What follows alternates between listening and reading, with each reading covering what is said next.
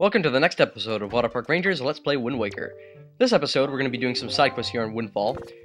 First off, I recommend that you give all those skull necklaces that you found to this old guy who used to be the beggar and is now the rich guy. I think if you have more than 20, or at least 20, which we do, you get a treasure chart in return, so that's really nice. So that's really all you can sell them off for. I mean, you can also give them to this guy on this island in order to play this minigame with pigs and get some money from it. But honestly, it's more trouble than it's worth. You can just sell them off whenever you find them. They're not that great anymore. The other thing you gotta do here is talk to his daughter. She basically helped her and her father get rich after the pirates rescued her from the Forsaken Fortress, because a moblin named Mo gave her a ton of treasure, and so they became the rich guys on this island, where the previous rich people here became poor due to the ransom that the pirates offered. And the guy accepted, obviously. Oh yeah, you can also break the pots in here without having to pay for them anymore, because he doesn't really care for the pots. Not that that matters. So yeah, she gives us this letter that she's been trying to send to Mo as thanks, because she obviously can't send it herself, due to her father being so protective.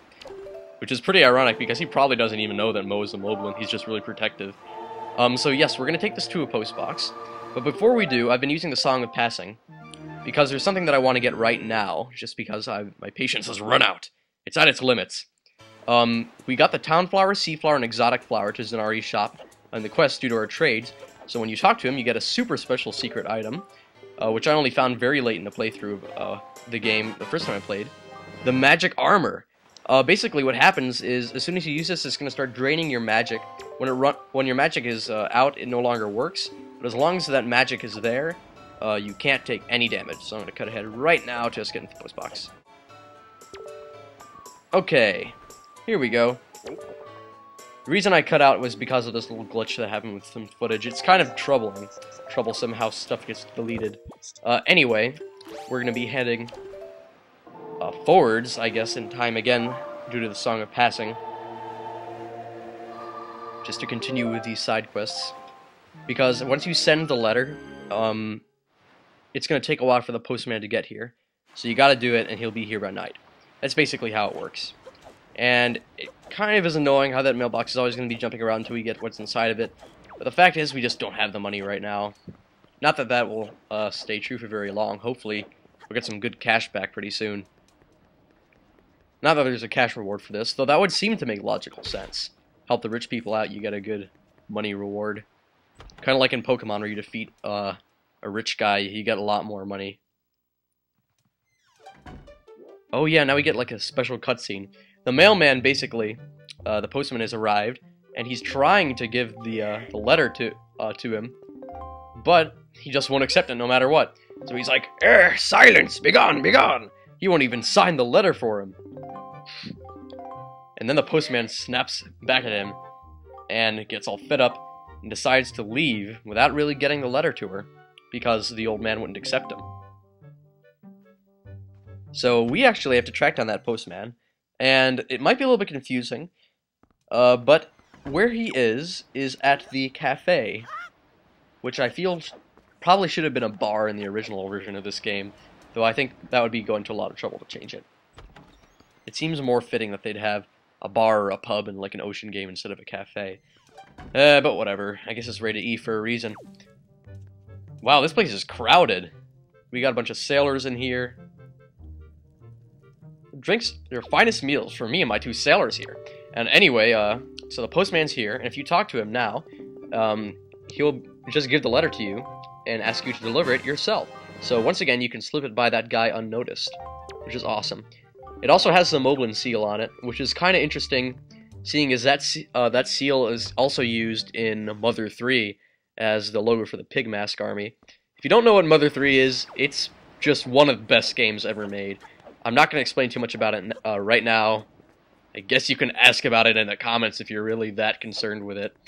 But yeah, the interesting thing is it has that same logo, even though this game came out years before that game was really even in development. For the GBA, anyway, because it was in development for the N64 for a while. Wow, I've got to stop talking about it. I'm so sorry for getting off topic. So anyway, we've got to return the letter to her. Mo's letter, we're going to give it back. So this is Mo's letter back to her. This is Mo. I like you, Maggie. so much that I want to eat you for dinner. Did you hear that? Those words? It must mean, can it be? Is this his marriage proposal? No, it's actually just him saying that he wants to eat you. But anyway, as a reward, you get a piece of heart. So that's pretty awesome. Definitely worth the trouble that it took to get it, which really wasn't any trouble at all. And yes, I have a strange addiction to sometimes just jumping after that chandelier with my sword and attacking it. Because I love the physics where you can jump, hit something with your sword, and like fly backwards in the air as you fall. It's always something that I found interesting about Wind Waker. And the other Zeldas, which I believe that also holds true to them. The 3D ones, anyway, where you can do the jump attack. Well, now that that's out of the way, we've got some pretty cool side quests to do right now that can be done using our new double arrow magic thingies. No, it doesn't involve killing Salvatore, because that would be mean and he's awesome. It involves coming around to the back of the Ferris wheel / windmill. Now, remember the last time when we took it as a secret passage into Lenzo's house? It's okay if you don't. Well, this guy is saying, hey, look, the Ferris wheel started spinning around. And, so we can ride it, and this time, take out those double arrows, and change it using the R button to fire arrow type. Now, hopefully I can get this in one shot. If I can't, then I'll just try again. The idea is to shoot inside that funnel and light the little thing. Come on. Oh, that was a bad angle. This next one's gotta be it. Ugh, fail. Let's try this again. Fail!